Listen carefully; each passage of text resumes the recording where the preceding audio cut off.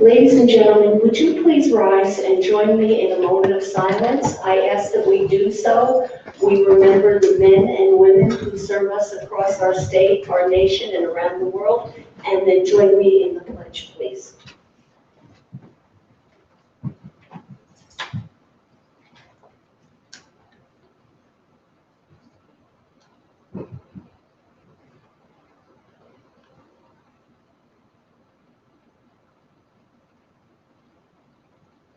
I pledge allegiance to the flag of the United States of America and to the republic for which it stands, one nation, under God, indivisible, with liberty and justice for all. I'm Diane Douglas. I have the honor and privilege of serving you as Arizona's Superintendent of Public Instruction, and we'll begin this meeting. I've turned it over to Mr. Speaker Bates, and maybe you would like to offer a welcome also and some introductions. Thank you. Well, first of all, I welcome all of you here. Extend my sincerest appreciation to yourself as well as the education. Let me acknowledge a few folks here that gathered today. As we gave, certainly do appreciate you coming up. Honorable New Mexico Representative Sharon Plotches Chile is with us also. And Honorable Representative Brother Hale is here. And some of our delegates that are with us, Honorable Slim, representative of the Western Agency, and I believe who else? Honorable Wisdom is also with us, member of the Budget and Finance Committee. That's who else is here. And but again, I'd like to welcome you here to the Navajo Chambers Capital. It's a historic Navajo. The Chambers are very historic here. Certainly appreciate you doing the statewide 2015 listening tour. Thank you for improving the quality of education in the state of Arizona, and recognizing the fact that Arizona is looking to improve the educational system, which is a reflection onto our kids, both on and off Navajo. We certainly appreciate you being here. You may see things differently as far as what applies to Arizona versus what does apply to the nation. But we also recognize that in forming a partnership, we're moving toward the intent of children become educated, be able to decide for themselves once they are educated. It's something that we look forward to working with you in the future. So again, some sincere appreciation to all of you here. This is what it meant. Thank you.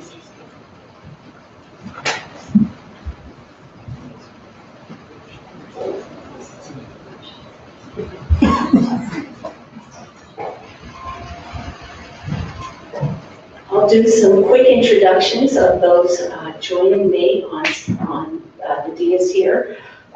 Senator Begay and Representative Hale. We have Apache Superintendent of Schools, Barry Williams, and the lady, unfortunately, that's getting behind the pole, is an Associate Superintendent for Teacher Certification with the Department of Education, and they help us with having that professional ear.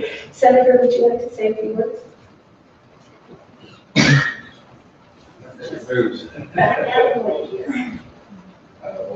Thank you, Superintendent Douglas, for coming here, and also to Speaker Bates. Thank you very much for hosting us and for hosting the superintendent this evening.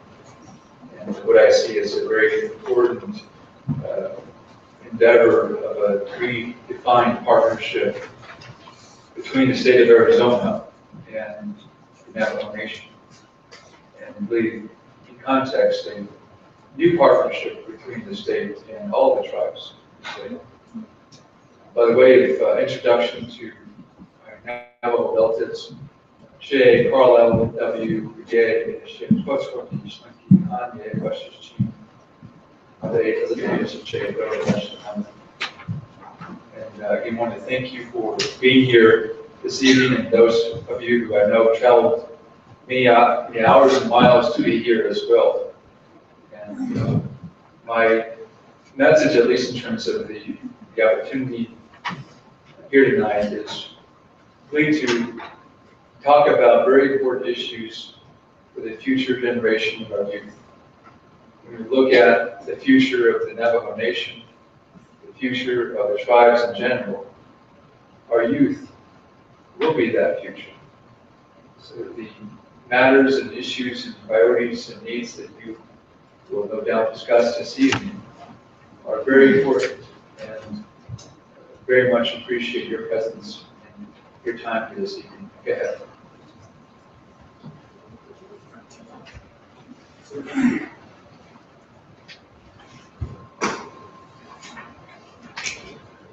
Yat to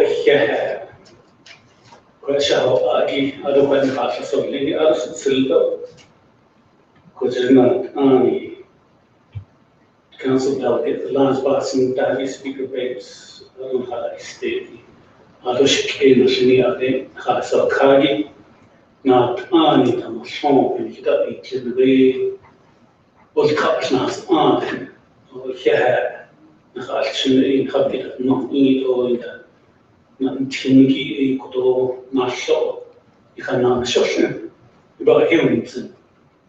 I want to thank the speaker, my little brother, the speaker, Mr. Bates, for giving us this opportunity and welcoming us to this historic chamber, and also to witness a historic event. And I'm very grateful that the Superintendent of Schools for the state of Arizona has seen fit to visit at least this area and to listen.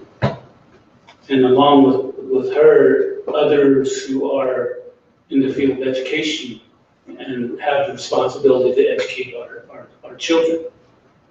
And I often hear that our children are the future. They are indeed the future of this nation and of the state. And as a result, we cannot deny them an adequate education. We have to prepare adequately so that they can become effective leaders in the future. That means we have to look at funding.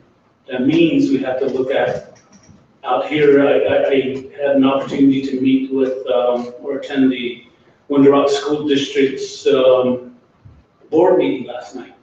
Two issues that were of extreme concern to them was people coming across, or students coming across from the state of New Mexico, and our students from Arizona going to New Mexico schools. And how do you accommodate that? And how do you make sure that there's reimbursement for the expenses of educating those students? And that's an issue that I'll leave up to the board members to discuss even further. The other one is the boundaries, student crossing school district boundaries. For example, students from Ganado coming over to attend schools in Wonder School District and vice versa. So those are issues that I'm sure that will be discussed here today. And I just want to thank you for giving us this opportunity, Superintendent, and welcome to the Navajo Nation.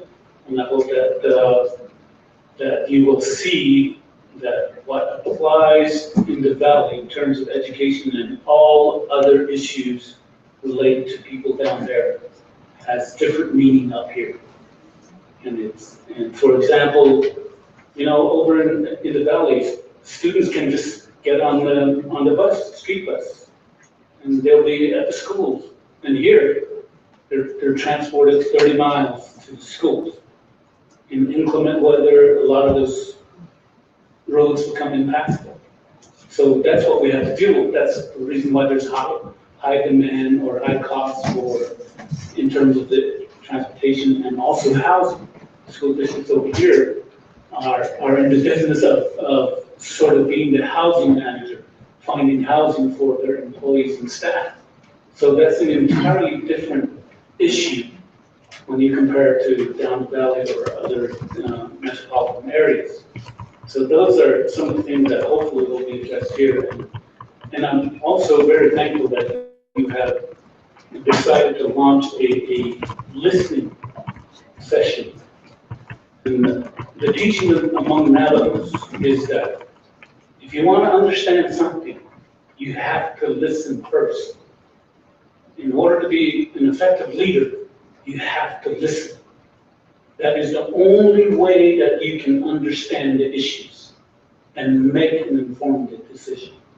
So I congratulate you for naming this session appropriately and doing it, which is more important than naming it. And thank you very much and welcome. Superintendent Williams, would you like to say a few words?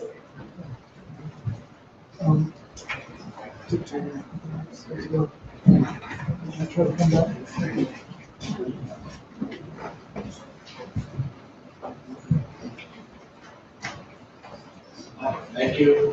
Good day, good evening. It's always nice when the spring brings us green grass early this time of year. And it's always beautiful in this country when we see that green. Not that I don't love the brown as well, but I enjoy the green very much. I would like to, again, say appreciation to the tribal council for inviting us here. This is a very historic facility, and it's a privilege to have the opportunity to be here and the headquarters, the capital of the Navajo Nation. I'm happy to be here. As your county school superintendent, I represent all of Patch County, and I'm doing my best to try to do so. And I listen to your words, and I'm trying to be your voice at the state, the Department of Education, through other county school superintendents, and hopefully I'm doing it for you. That's my role. I would like to just get a feel for the audience, though. Do we have anyone here from the Tuba City area today? Wonderful. I know Jansen, anyone else?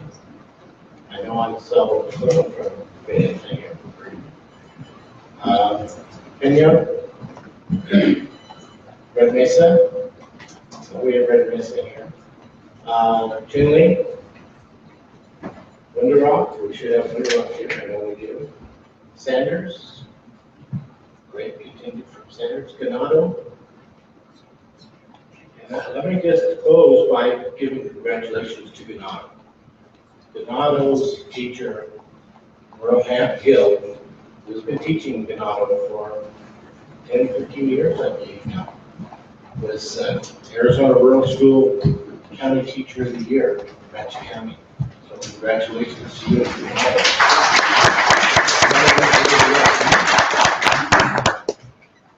Are our elected board members here? If you would just, I don't mind, stand and we can recognize the different board members that are in our room today. If you don't wish to stand by, you're supposed to take two. And how about parents? We have parents and children in our schools here today. And I will keep my message short there. Thank you very much. And we're here to listen, and I appreciate this. Again, Merchant, Mayo, and all of those that are here in a very efficient capacity. Cecilia, do you have anything you'd like to add? Okay. Mr. Speaker, thank you so much for allowing us the privilege of using this wonderful facility on the listening tour. I'd just like to share with you a little bit what this evening is about and what it's not about. It is, Representative Hale, as you suggested, it's about listening. This is really your evening to share with me. I ran on a very specific platform for this office, but I also don't believe that the direction Arizona goes is mine to decide alone. It's got to be decided by all of us together in the best interest of our children. So we're here tonight to hear your feedback. What I expect will come from this is possible legislation that we can bring forward. Maybe it'll be recommendations to our State Board of Ed. And some of what I hope will just be that we will find better ways to serve the citizens of Arizona from the Department of Education. And that I hope tonight, well, it even began before tonight with the Native American Advisory Council, but I hope to really strengthen that partnership so that we can work together in the best interests of our children. This is not about politics or political campaigns, past, present, or future. It's about bringing the citizens of Arizona together for public hearings that, in my opinion, were never held in the past, and specifically not when we changed our education system very much. So a few brief rules, if you don't mind. The subject of this evening is K-12. It can be about anything about K-12 education you'd like to bring up. It may be funding, maybe testing, maybe the standards, but we will stay with K-12, not post-secondary, community college, things like that, because that's where I can certainly have the most impact. I want you to know that this is a two-part tour. We're here now to listen to your concerns, hear them, then we'll go back to the Department of Ed and we'll work on those various different pieces and recommendations. Is it legislative, is it state board, whatever we think viable solutions may be. And then we'll be back here, if we may, in the fall to share with you what we believe that we can do with the ideas that you've brought to us. And we expect that to be around September or October after we've had time to work through some things. You've received a card. If you'd like to speak tonight, just fill out the card and you'll be called to the podium. This is not like traditional school board meetings or city council meetings that I'm familiar with, where generally there's a time limit on how long you can speak, 2 minutes, speak as quickly as you can. We are not putting a time limit on you this evening, so you can speak until you get your thoughts out. We just ask that you be respectful of your fellow citizens who are here, because we want to make sure that we have enough time within our time limit to hear from everyone who chooses to speak. If that's not your preference, if you don't want to come to the podium, we've handed out forms, so you're more than welcome to put your ideas in writing and leave them with us this evening, or we'll keep flashing this all night if you'd like to go online and provide them to us through an email or an online system. We want to hear from you however you would like to convey your message to us. And for this evening, again, we've said it several times already, it is truly a listening tour. So if you ask a question, it won't be answered directly this evening. If it's a very short, simple question, we'll put the answer up on the website. And quite honestly, we haven't had any very short, simple questions that have been asked of us as we've gone around the state. But we will bring back the answers in the fall, because we expect the issues that we're addressing are very complex issues. So we may bring one alternative, we may bring many alternatives back to you. So with that, I turn the evening over to Charles, to you. Thank you, Superintendent. Thank you, everyone, for being here again. We really do appreciate it. What I'm going to be doing is just calling off names so that we can make sure everyone who has asked to speak is able to do so. So what I'm going to do is call out in groups of 5, and that way you'll know when your time is coming up. And lastly, if you could just say your first and last name when you do approach the microphone, which is right up here. Okay. Or we have actually a handheld as well. So if you could just state your name, that would be nice. And so I'll call out the first set of names. I have Deborah Mayer, James Griffith, Marcus Tully, Tommy Yazzie, and Lee Dunn are the first 5. So Deborah.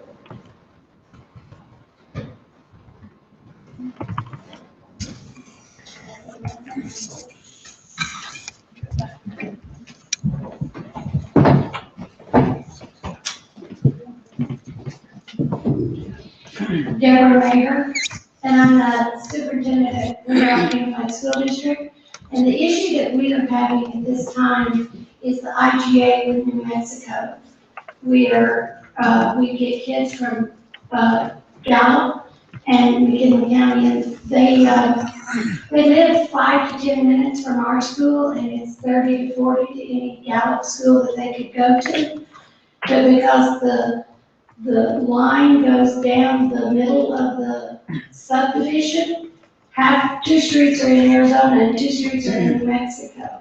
So, and we're having trouble getting them to sign the IGA. We also have kids coming from Navajo, New Mexico into our school district. And we're not even this year going to be able to register them so that they can even go to school unless the parents pay the reasonable tuition, or we can get an IGA with New Mexico. And it's really hard for our students, and it's hard for the parents to pick them up. You know, if they get sick, grandparents can come 10 minutes to pick them up, but they might not have a vehicle to get into Gallup or to get to Navajo to pick them up. So we're having those issues, and it's really difficult for our families. We are, you know, these are generations of scout students that all of a sudden we've got a generation that's not going to be able to continue in our school. And if there's any way we could get help in trying to figure out how to do an IGA, maybe a state IGA with each state so that we are covered. I know Mr. Williams has been working on that, and we appreciate all his help. Mr. Hale is trying to help us out now. We can't even get them to talk to us now. I've called so many times that they won't talk to me anymore. But, so we've got some people here that's going to continue that, so I won't say it all. Thank you. Good evening. My name is James Griffith. I am an attorney at Mangan Wall, Stevenson Wood, and Flagstaff. We represent the University School District. I'm not going to repeat what Superintendent Mayer addressed. I would like to provide a little bit of additional background. There was an IGA between the Winter Rock School District and the Gallup McKinley School District that was fully signed in 2008. That in New Mexico, under New Mexico law, it must be approved by it's the Department of Finance Administration. One of the problems is that there is no record that we've been able to determine our efforts to show that the New Mexico Department of Finance ever approved that IGA. That has led to some other problems. The Winter Rock with AE, we would like to try to resolve those in the process. But it is a much more immediate issue, which is since the Gallup McKinley district is now refusing to communicate, we can't resolve past problems, we can't resolve future problems. One of the things that we would like to ask that the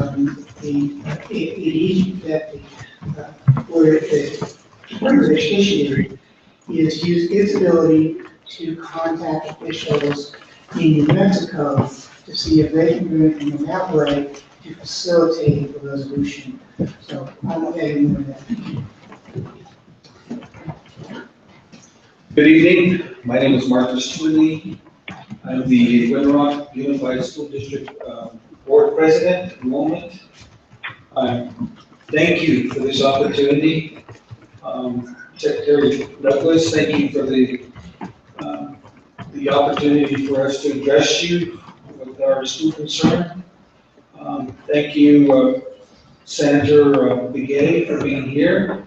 Honorable Representative Albert Hale, thank you for being here. And then our leader here, Speaker Bates, thank you for facilitating this meeting. Honorable Slim Weatherspoon and Honorable Hale, thank you for being here as well. And then I'd like to thank Honorable Klaus Schultz for being here as well to hear our concerns, because it affects both not only Arizona but also New Mexico. We have a number of students that attend our schools, and the problem that we have is that what do we charge these individuals, these students, to get the proper education? Back in 2008, I believe we had an intergovernmental agreement with McKinley County Schools that made it all the way to the state level, but it was never heard by the state. We exhausted everything with the local government here. Now we're asking at the state level to see if they could assist our school to push this IGA, because enrollment's going to start soon, and we really don't want to turn away anybody. Here on the Navajo Nation, we always say that the children are our future.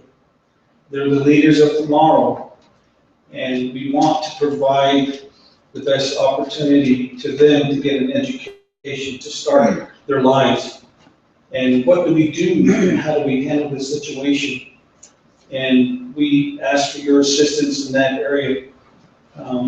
We have also, as mentioned by Representative Hale, we have cross-district students. We have Ganado that comes all the way into Window Rock area to pick up students from here to attend schools in Ganado, and vice versa. You know, how do we address those issues? The issues that I guess affects all the school districts across the state is that limited funding. And so we're trying to address those issues with the money that we have. Who pays for the tuition if IGA is not possible? We heard somewhere in the neighborhood of $4,000 per student as a tuition for the school year. But a lot of our families don't have the means or the resources to pay those tuitions. We have a high unemployment rate. A lot of the students we have maybe live with grandparents or uncles, aunts. You know, those are some of the situations that we have to address and we are facing right now. So it's very important that we get assistance at the state level so that we can push this collaboratively and then sit down and discuss what would be the best possible way of addressing this issue. We have, as mentioned also by Senator Hale or Representative Hale, is that we have inclement weather. You know, the parents would have to decide whether to transport the kids 15 minutes to school or have them ride the bus 45 minutes to school. Those are some issues here. We're in a rural area. It's nothing compared to the rural, metropolitan areas where they can jump on the bus, local transportation, transit, whatever they have, and get to school within 5 minutes. Here we have to travel great distance. They have to travel great distance to just attend school. So those are some of the issues that we would like for you to look into and see what we can do to address and then get this IGA signed. As mentioned by Dr. Maker, you know, we've tried everything. We've been calling twice a day to get him to sit down with us. And now it's gotten to the point where they won't even take our calls. So it's an urgent issue that needs to be resolved immediately. So I thank you for this opportunity. Again, thank you.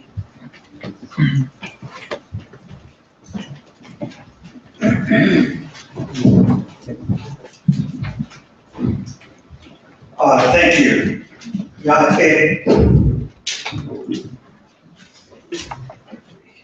My name is Tommy Yazzie, Superintendent of Red Mesa Unified School District.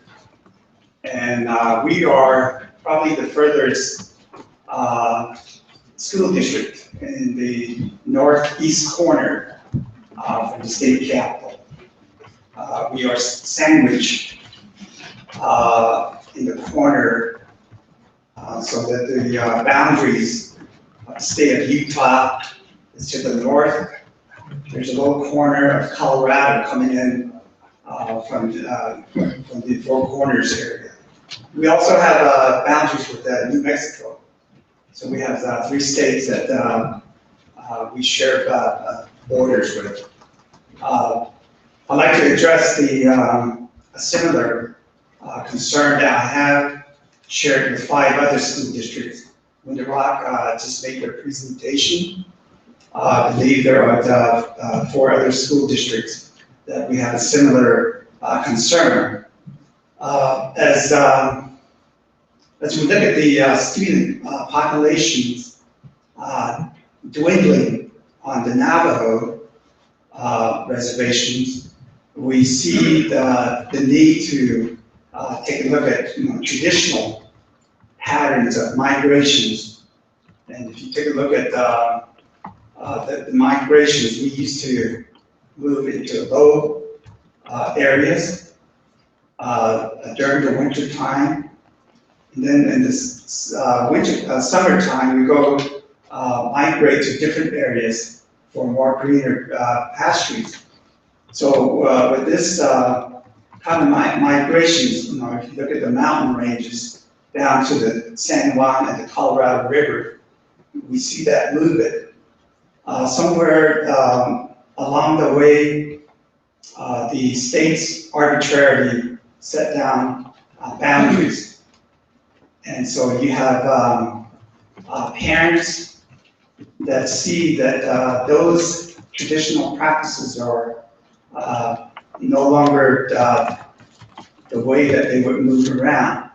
Secondly, once the state boundaries have been established, you also see states indicating these are the boundaries. So you go maybe 50, 60 miles to the nearest public school, or maybe additional miles to a particular school. Those are the kinds of transportation costs that we have to plan for and incur. In addition, there are children. I have within my district, within less than a mile, families that have to send their children 8 miles further to get on the bus to Utah. And I have a similar situation over here in New Mexico, where New Mexico buses have to go by our school site and then go back into the mountains against the Chuscas. And a lot of times those kids simply don't have the access. So the reasonable thing for them to see is, okay, here's a public school. Why can't I send my child to the closest? And then never mind that, in the metropolitan areas, you enjoy choices. We don't have charter schools where we can say, okay, if I can't send my child over here to this school, then maybe I'll have a choice. The only other choice that we had in the old days when I went to school was to be shipped off to a boarding school. Boarding schools, BIE schools, had an impact on my education. However, we're trying to get our parents to believe that, they have a direct role in the education of their children. So that means, keeping the kids at home, putting them on the bus as close as you can, and having them go to the schools. So we're basically requesting, and I know about 15 to 20 years ago, there used to be an interstate compact between several states, and they recognized the indigenous populations, and they were able to allow movement between the states for these children to go to the closest educational facility. We're asking the leadership to bring that back. Let's sit down together and let's work out a compact. It has to be something that will be involved with our tribal nations, with our governors from other states, so that we can provide the best possible education for our young people. Thank you for listening. Yeah,